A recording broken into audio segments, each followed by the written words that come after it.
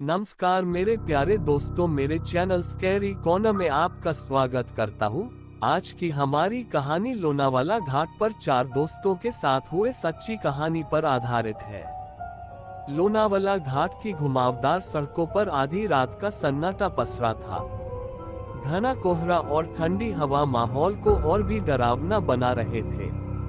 चार दोस्त एक रोमांचक ट्रिप पर निकले थे, लेकिन उन्हें अंदाजा भी नहीं था कि यह सफर उनकी सबसे भयानक यादों में बदलने वाला है। एक सफेद साड़ी में लिपटी रहस्यमयी औरत, अंधेरे में गूंजती एक भयावह हंसी और एक भूल जिसने उन्हें मौत के करीब पहुंचा दिया। क्या वे इस श्रापित घाट से बच पाएंगे या फिर इस रहस्य का हिस्सा बन जाएंगे? आइए सुनते हैं उन चार दोस्तों की आपबीती। रात के ठीक 12 बजे घना कोहरा लोनावाला घाट की घुमावदार सड़कों पर छा चुका था। रवि, अमित, नेहा और प्रिया अपनी कार में बैठकर वीकेंड ट्रिप के लिए निकले थे। घाट की सड़कें वीरान थीं, हवा में अजीब सी सर्दी थी और दूर कहीं उल्लू की आवाज गूंज रही थी। प्रिया ने खिड़की से बाहर झांकते हुए कहा, मुझे ये जगह बिल्कुल भी अच्छी नहीं लग रही, बहुत डरावनी है।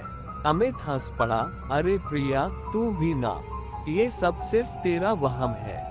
तभी नेहा ने अचानक ब्रेक मारा। टायर सड़क पर रगड़ खा गए और कार एक झटके से रुक गई। सामने सड़क के बीचों बीच एक सफेद साड़ी पहने औरत खड़ी थी। उसके लंबे गीले बाल हवा में उड़ रहे थे और उसका चेहरा कोहरे में धुंधला दिख रहा था। ये कौन है?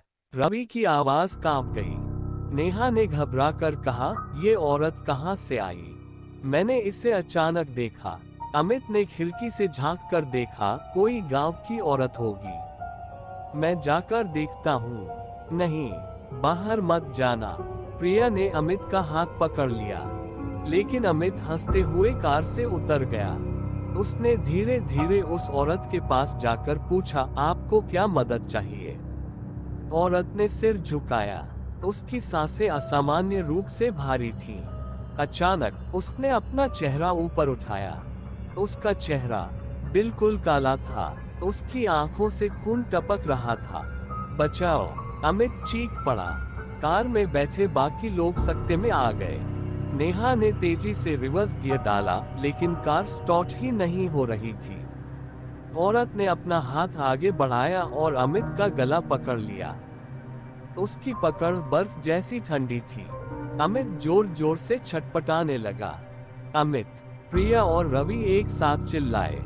अचानक घाट की गहराई से किसी लड़की की कर्कश हंसी गूंज उठी। औरत ने अमित को हवा में उठा लिया। अमित की आंखें उलटने लगीं। उसके मुंह से झाग निकलने लगा। और तभी अमित, रवि ने पूरी ताकत से चिल्लाया, लेकिन उसकी आवाज घाट की गहराइयों में खो गई। नेहा ने बार बार कार स्टार्ट करने की कोशिश की, पर इंजन ने जैसे जवाब दे दिया था। प्रिया की आंखों से आंसू बहने लगे। हमें कुछ करना होगा। रवि ने हिम्मत जुटाई और कार से उतरकर पास पड़ा एक मोटा लकड़ी का डंडा उठा लिया। अमित अब भी हवा में लटक रहा था, उसका चेहरा नीला पड़ चुका था। रवि ने पूरी ताकत से उस भूतनी के हाथ पर वार किया। छोड़ उससे!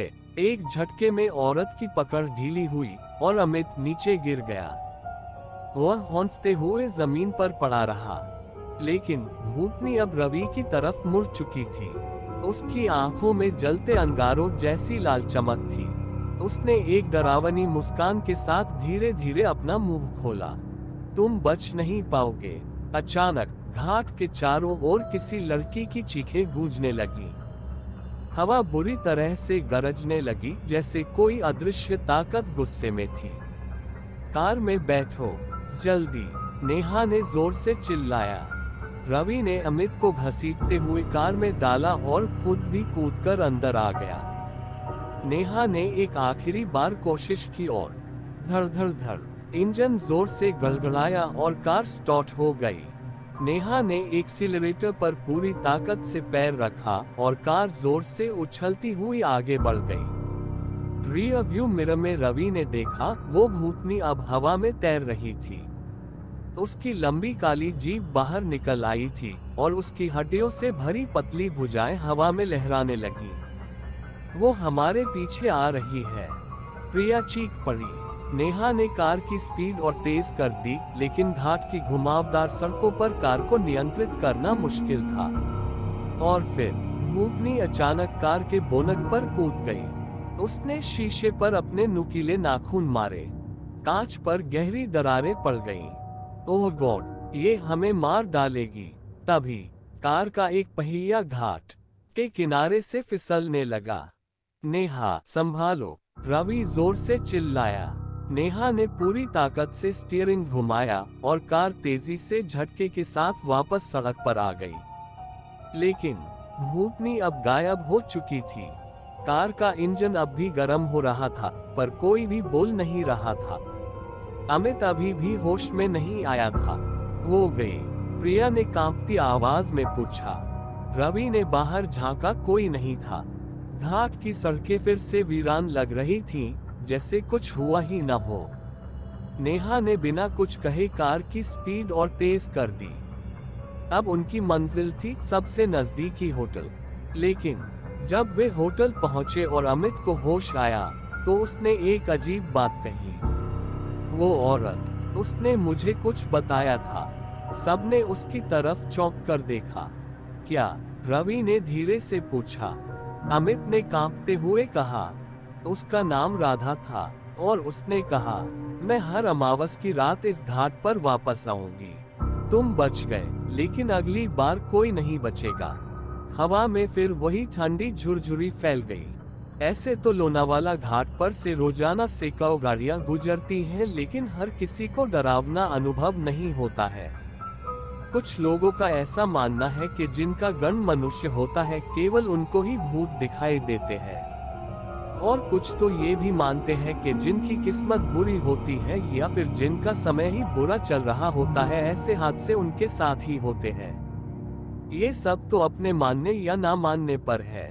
मैं खुद उस घाट से कई बार गुजारा हूँ, पर भगवान की दया से मुझे ऐसा कोई अनुभव नहीं हुआ कभी। खैर, आशा करता हूँ कि आपको यह कहानी जरूर पसंद आई होगी। कृपया अपने सजेशन कमेंट बॉक्स में जरूर दें और अपना नाम भी जरूर लिखें। और मैं अपनी अगली कहानी में आप सभी दोस्तों के नाम लेने की कोशिश करूंगा। और यदि आपके पास भी कोई कहानी है तो कृपया उसे मेरे साथ शेयर करें डिस्क्रिप्शन में दिए गए ईमेल आईडी पर। और आपसे निवेदन करता हूं कि कृपया आप इस चैनल को सब्सक्राइब जरूर कर ले, ताकि जब भी मैं कोई नई कहानी अपने चैनल पर शेयर करूं, आपको उसका नोटिफिकेशन जरूर मिले और आप मेरी आने वाली सभी रोचक और डरावनी कहानी को सुन सके। मिलते हैं अगली कहानी पर।